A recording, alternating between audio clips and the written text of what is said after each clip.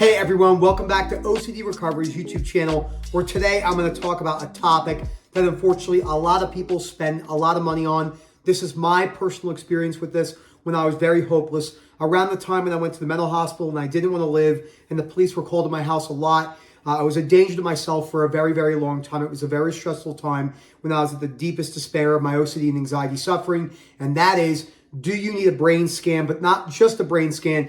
Do you need blood work or any other type of fancy equipment to get better from OCD and anxiety? And the answer is a resounding, absolutely no. 100% no chance at all. It is not needed. We are the specialists when it comes to OCD and anxiety recovery because we've all had it and come out the other side. It's very hard to understand OCD at the chronic level without having it anymore, about just studying for, a Harvard PhD on Everest without ever going to the mountain and hiking it. You're not going to know nearly as much as someone who never graduated 8th grade, but has been a Sherpa in Everest for 20 years. That person's going to know way more about the mountains because they're experienced. It's not that academia isn't important. There's a lot of benefits with that. But certain things, the experience matters the absolute most. And this is one of those things because it keeps so many people stuck with OCD and anxiety. If you're dealing with this, if you're struggling, if you're seeing people and spending tens and tens of thousands of dollars, like I've worked with people who have spent $100, $200, $500,000 on fancy tools and brain scans and crazy programs for every single fear pattern. It is not needed. What is needed is belief work, coaching, WhatsApp group support over an extended period of time, check-ins, teaching you how to break your beliefs down and your behaviors. So again, that is Phil, OCD Recovery, Phil at OCD Recovery, and we can help. So my OCD became chronic really badly in June of 2019. And from June 2019 to the end of 2020, I just did not think I was going to be here anymore. It was a very dark place. I was in a very dark place, like most people know, who suffer with extreme anxiety or PTSD or GAD or panic disorder or body dysmorphic disorder. Whatever the anxiety-based or personality-based disorder that the person is dealing with, you can get very low. And I was very low. And I've been very eccentric and very outgoing my entire life. I've always been someone that can communicate very well. I've always been one of those people that can make anyone laugh. I'm very good at reading the room. I'm a lot of things I'm not good at. Definitely not detail-orientated nearly as much as, say, Rob or someone like that. And that's okay. But I lost all that when I was suffering, so I was really low. That was one of the reasons why I was really low, because I felt like I was a shell of a person. And I didn't know who I was anymore. Like constant 24/7 symptoms, constant darkness. I always say it's like a Dementor from Harry Potter sucking the life out of you, or just a storm dark cloud following you around at all times. And I did everything you could to compulsively get better because I was so stuck.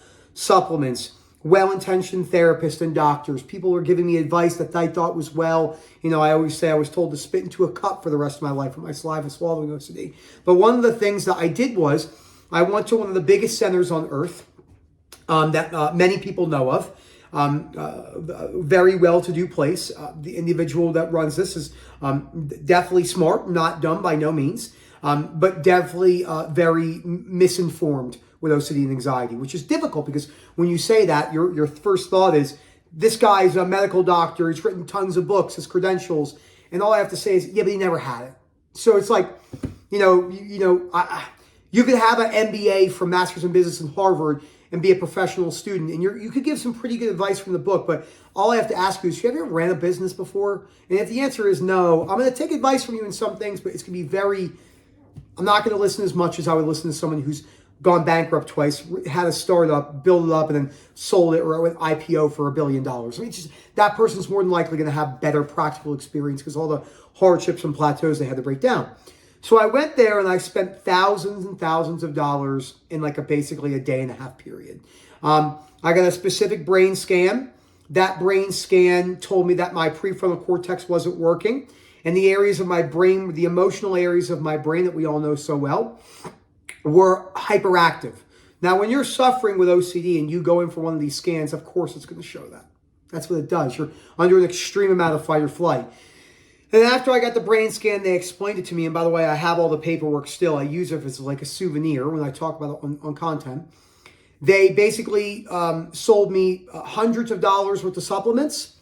They gave me a packet. I met with another provider for 2 hours. We talked about basically nonsense. I'm not calling this individual nonsense, but we talked about nonsense, things that were not actually going to get me better. And then they sent me on my way and they never did a follow-up, which is sad, to say the least. So the service itself was pretty poor for me spending thousands of dollars in such a short amount of time. That's why we are so good on our service. There's nothing really like our WhatsApp groups. Thousands and thousands of people say it all the time, like, this service is so beyond. I made a voice note in the groups. You come to a coaching call or webinar services, you get to go in the WhatsApp groups. I made an 8-minute voice note yesterday about the mission and why it's so important for service and quality of service and response time. And the amount of people that were like, there's nothing like this. It's completely unmatched in any business that they said. It's because we're so dedicated to our mission. And that when you're that dedicated to something, it supersedes your competition in many ways, because you usually have a group of people that are so gung-ho about what they're doing, and they can get made fun of, they can get put down, they can get attacked. We've had our fair share of attacks, which is fine. We don't give that any time of day, and we just continue to go forward. Because, as Jim Rohn said, nothing good is not attacked, or something like that. Or he said, when you grow your plants, the noxious weeds will be out to take it in the spring, which is an incredible statement. So, and I left there feeling extremely hopeless. I left there thinking, now I never had health OCD in that part, but I felt there thinking there's something wrong with my brain. I'm never going to be the same again. There's nothing that's going to be able to help me. This is stuck forever. They didn't mention one word about acceptance. They didn't mention one word about belief systems. And you don't ever need any sort of scan that's going to change your belief systems or change your behaviors. Let's say something happens to you and you fall and you hit your head and you want to go in for an emergency CT scan to see if you have some sort of blood clot. Understandable. Or a hematoma. It's understandable. But this reality that you need scans that have substantial outcomes towards your relationship with your belief systems and your behaviors is simply unfounded, and it's not true. And I would advise you to listen to the people who have been there, who have come out the other side. Look at all of us. Look at all the people on the YouTube channel, the people in the groups that you're in. If you're in the WhatsApp groups, the people who are much further along. Think about their stories, the tens of thousands, hundreds of thousands of dollars that they spent with well-intentioned people to stay stuck. Because unfortunately, it's coming out of the dark ages, OCD and anxiety is just not understood. It's very hard to understand it. I always say another running joke, why don't we have mid-husbands? Why don't we have midwives and doulas or women for the most part? It's because the female connection during childbirth is the most important part, because they've been there and they know what it's like. They have menstrual cycles. This is nothing about anything about politics or anything like in hot topics in the media. I'm just saying the common sense realities of why people want to relate with people who have gone through those experiences, And if you've never been through one of those experiences, you're gonna recommend blood work. You're gonna recommend scans, and you have to be careful, because there's a lot of people who are spending. Again, I work with a lot of people like this, thousands and thousands of dollars on supplements, thousands and thousands of dollars of functional medicine. I've never met an OCD and anxiety sufferer that needed functional medicine, whether it's a chiro,